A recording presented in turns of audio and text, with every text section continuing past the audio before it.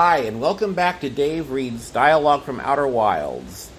Beginning this episode where we ended the last one, at the Great Waterfall on Timber Hearth. Carl Sagan once observed that the most important planet our space program has studied is Earth. So I realized I should do an episode delving a little deeper into exploring our player character's home planet, Timber Hearth. Back in episode 1, we explored the village, which is the lone settlement of the Hearthian people, as well as home base for their space program, Outer Wilds Ventures. But now we will explore more remote areas of the planet, starting with this crater on the far side of the planet.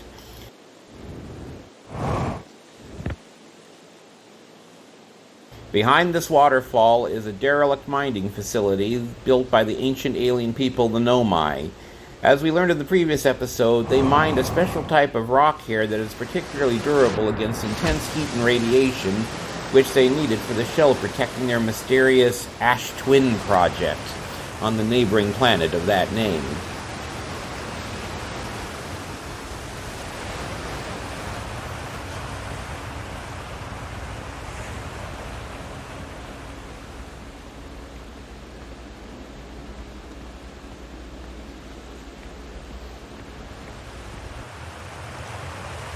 And we're in the center of the biggest geyser mountain on Timber Hearth.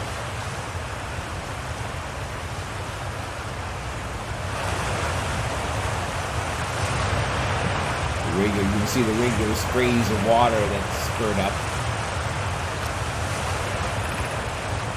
And so here's the door that leads into the mine.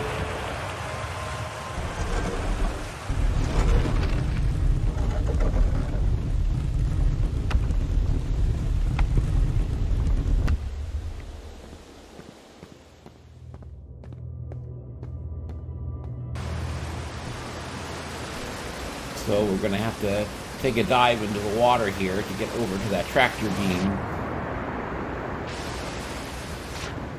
that will take us to where the Nomai did their work.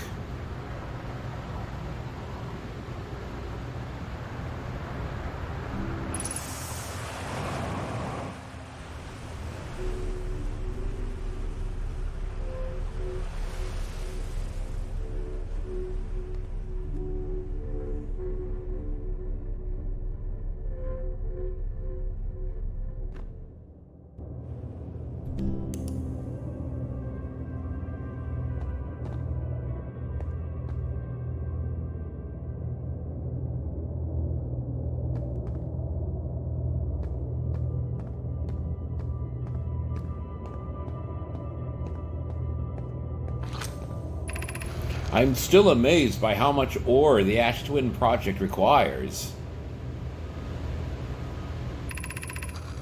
Isn't this the ore for the remaining towers being built on Ash Twin? The completed towers I've seen are quite large.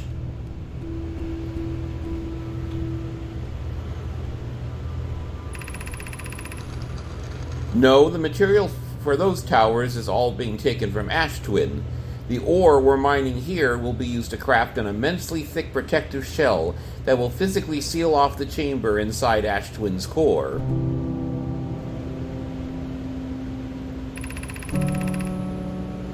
I'm relieved by our clan's decision to use Timber Hearth's ore only for constructing the shell. If eventually the life on this planet were to evolve to the point of advanced metallurgy, I'm confident we won't have destroyed their ability to create. You gotta love the Nomai, always thinking ahead and wanting to protect existing life. It's kind of ironic in a way that the Timber Hearth was by far the most hospitable world for the Nomai to settle on, and yet it's the one that they left undisturbed, because they were determined not to disturb the life here. The Nomai are a little bit like if it was Native Americans who developed a space program rather than the West.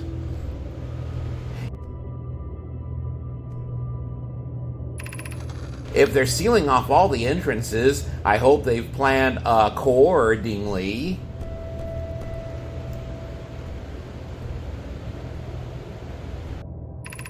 I thought you had forbidden your apprentice from making puns, Coleus. How else would he improve?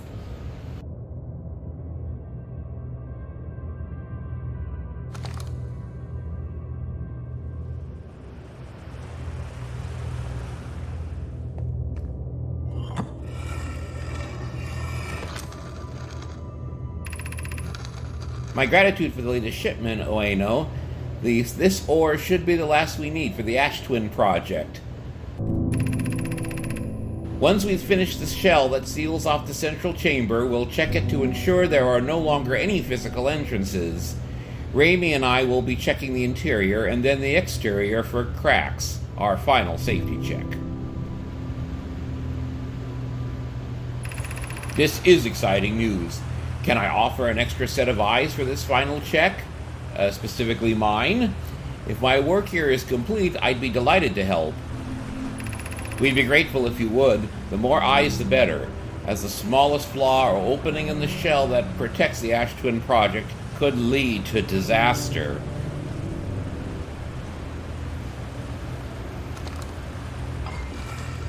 And so now we'll take this over to the projection pool so that we can see where Yarrow was in the Ash Twin while this conversation was taking place.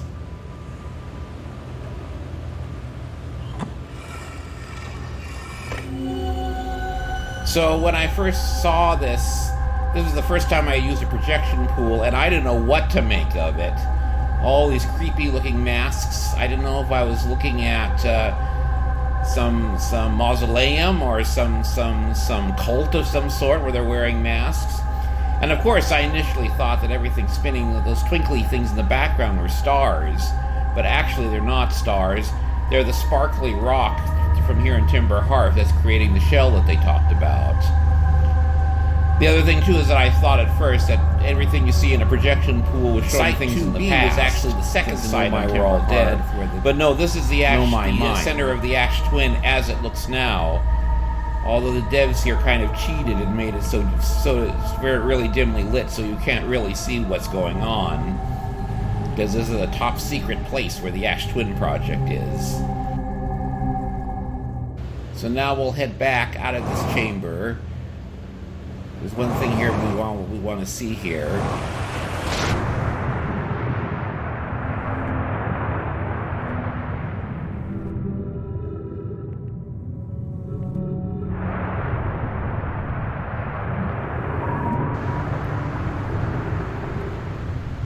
So with our scout providing some light here, we can see the places here where the Nomai drilled for rock. And you can see this, how sparkly the rock is here, just the same as the rock that we saw on Ash Twin in the last episode, and just now in the projection of the center of Ash Twin.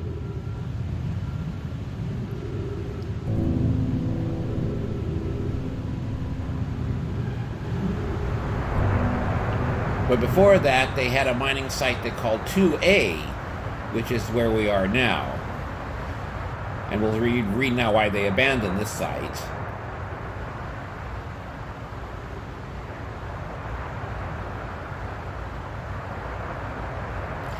After closer observation, mining site 2A wouldn't be safe for the native life dwelling in some of this cave's pools. So, unfortunately, we'll have to mine one of the other sites.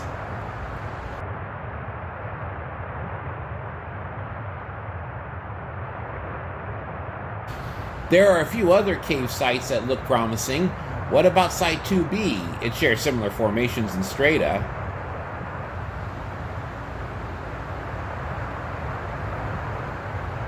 This sounds promising. Will you and your mentor investigate? If mining Site 2B proves safe for this native species, we'll move our work there. Site 2B is safe. Goliath says we'll continue to monitor our activity and its effect on life here.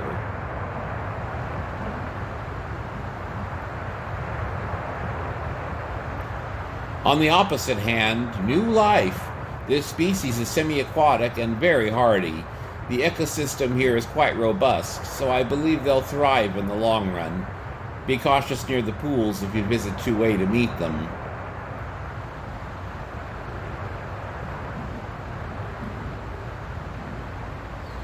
They remind me of a subterranean species that my mentor Melore once told me about, from when our clan used to travel across this universe. I imagine she would have enjoyed these life forms greatly. Oh, so Melore is female. I didn't realize that. It's funny how our patriarchal culture makes us just assume a character is male by default. I know it's not good, and it's a trap even a feminist like me is inclined to sometimes fall in.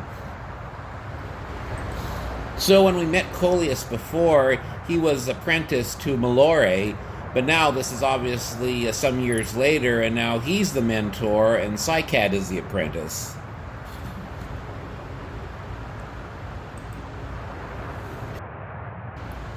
I was watching them once during a rest, and the hours escaped from me. They're fascinating. I wonder what their fourth eye does. So just as a reminder, the Nomai have 3 eyes, and our race, our player character's race, has 4. And here's a painting the Nomai did observing our aquatic ancestors. So our player character's race owes their existence to the Nomai being so responsible about protecting existing life. Thank you, Nomai.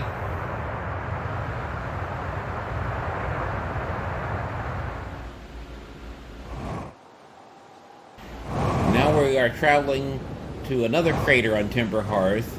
This is the Quantum Grove, where everything behaves very strangely. There's a quantum rock here, probably a fragment from the quantum moon, which, like all quantum objects, only moves when you're not looking at it. A bit like the weeping angels in Doctor Who. There's also a quantum poem here, written by Gabbro, who we'll meet in the next episode. It's always dark, the quiet shade, in the ancient glade, across old bark. And there's the quantum rock, emitting quantum fluctuations. Now we look back, now the poem is gone. Look back at the rock, and now it's moved way over there.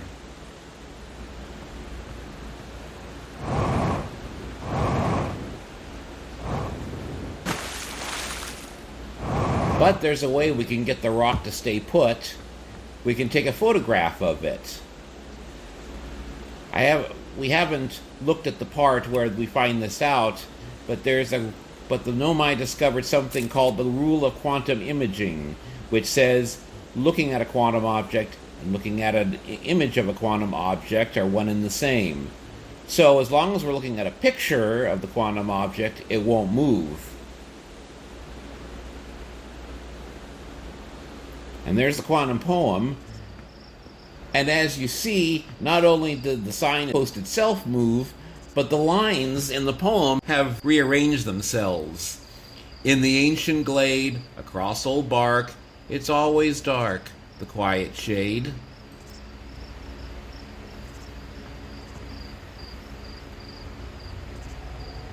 So now if we put away the photograph, look away from the rock, and now it's once again unlocked and now can move about freely.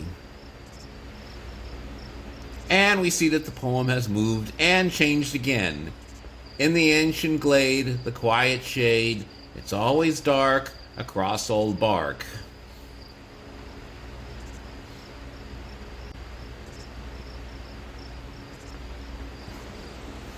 And now we're going to hop up to see what Chert, the astronomer, the Hearthian astronomer, had to say about the quantum moon.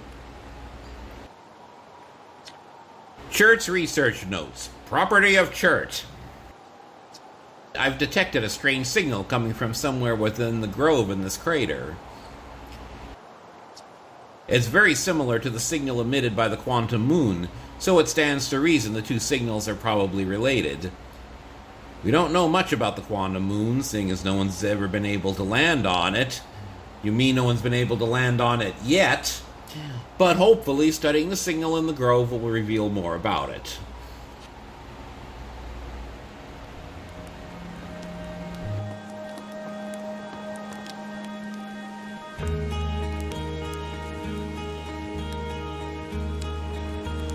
So that's all for now about Timber Hearth. So now we'll end this episode by going down to find the thing that all Hearthians on Timber Hearth know how to do best. Enjoy a good marshmallow. And I look forward to seeing you all in the next episode.